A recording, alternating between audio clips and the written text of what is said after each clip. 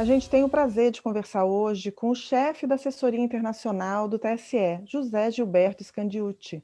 É um prazer ter você aqui contando a sua experiência como observador internacional. Eu é que agradeço, uma excelente ideia, Eleições pelo Mundo, onde podemos mostrar experiências de outros países, de outros sistemas eleitorais. Então, parabéns pela iniciativa. Quantos países usam urna eletrônica? Esta é uma boa pergunta, porque às vezes nós no Brasil escutamos a notícia de que somente o Brasil utiliza o sistema eletrônico de votação, mas não é verdade. Existem cerca de 20 a 25 países que utilizam o sistema eletrônico de votação. Inclusive países como os Estados Unidos, a França, a Bélgica, o Peru, a Argentina. Então, é um sistema, esse eletrônico, que é até bastante difundido. Mas é verdade que a maioria desses países utilizam esse sistema parcialmente. Mas, mesmo assim, países como o Omã, a Venezuela, o Butão, são como o Brasil, utilizam o sistema eletrônico em 100% do eleitorado. E nós temos números de quantos países permitem o voto pela internet?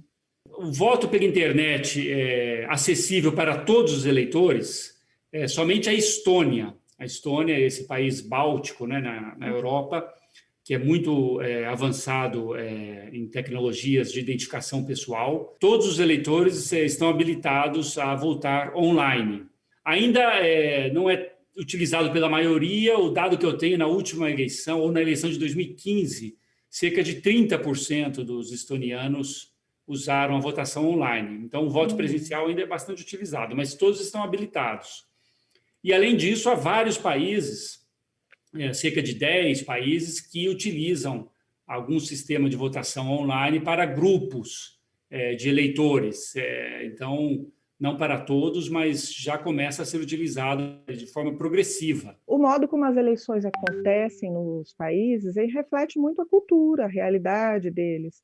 Que aspectos mais interessantes de alguns países você poderia mencionar para a gente? Há histórias até curiosas, né?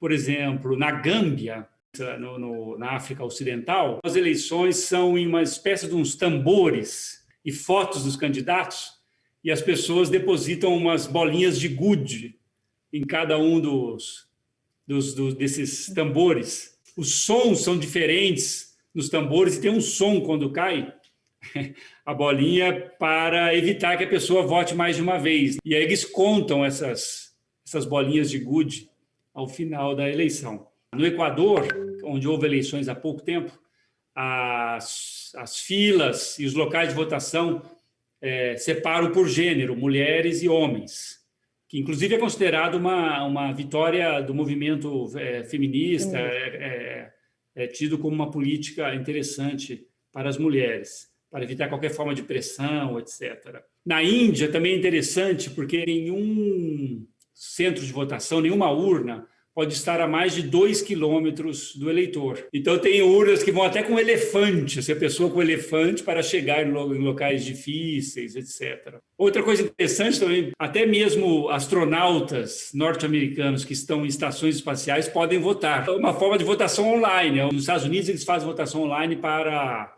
pessoas ou que estão em lugares de difícil acesso, militares que estão em postos difíceis. No México, por exemplo, muitas urnas são colocadas nas garagens de pessoas, de cidadãos que fazem tem uma autorização do poder público e as urnas são...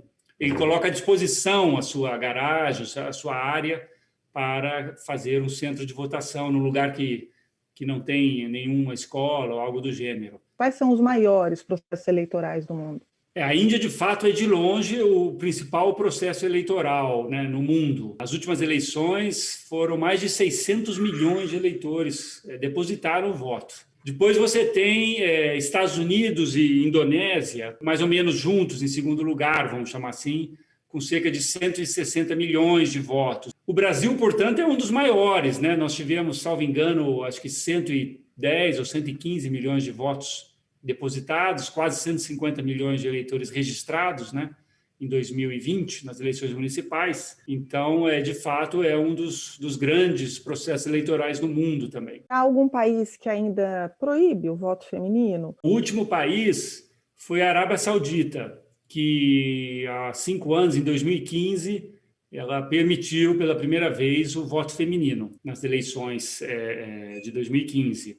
E hoje, então, todos os países permitem, com exceção de um caso que já é uma exceção, que é o Vaticano. A única eleição que existe é justamente a escolha do Papa, a famosa, né, o famoso Conselho de Cardeais. E como mulheres na Igreja Católica não chegam a cardeais, poderíamos dizer que é uma eleição em que o voto feminino é proibido. E quantos países têm uma justiça eleitoral própria? Há países em que alguns casos eleitorais vão para uma justiça específica, etc., mas 25 a 30 países têm uma justiça eleitoral específica. Qual o país possui a apuração mais rápida e qual a apuração de uma eleição mais longa conhecida até hoje? Cerca de 20, 25 países divulgam os resultados no mesmo dia da eleição, mas a maioria de forma provisória. E são os países onde o sistema eletrônico é mais difundido. Não é incomum encontrarmos casos em que o processo eleitoral leva várias semanas. Como é que o processo eleitoral pode, então, contribuir para a integração entre os países? Eu acho que de duas formas. Primeiro, pela cooperação em matéria eleitoral que os países desenvolvem entre si. O TSE, por exemplo, desenvolve várias iniciativas e projetos de cooperação com outros países, em áreas diversas. Sistema eletrônico de votação, registro biométrico, prestação de contas, temos iniciativas com o México, temos iniciativas com os Estados Unidos, com o Paraguai, e também, de uma maneira mais difusa, mas não menos importante, eu acho que o processo de aprofundamento da democracia, da participação política, ele vai criando, digamos, uma cultura política similar com outros países, as experiências são comuns, e eu acho que tanto no nível das autoridades, mas também no nível dos cidadãos, a experiência de votar e de participar do processo eleitoral, ela aproxima os povos. Uhum. José Gilberto, foi um prazer conversar com você, toda a experiência que você traz como observador internacional, esses anos todos, também falando um pouco do intercâmbio que o TSE tem com outros países, para a gente contar um pouco como o processo eleitoral reflete a cultura dos países. Muito legal o que você contou para a gente. Muito obrigada pela participação. Obrigado a vocês por essa ideia, por esse convite. Eu espero que esse programa possa trazer mais informação para a eleitora e o eleitor brasileiro, conhecer outros sistemas eleitorais, inclusive para que nós comparemos com o nosso sistema e, eventualmente, até colaborar para o aprimoramento do nosso sistema.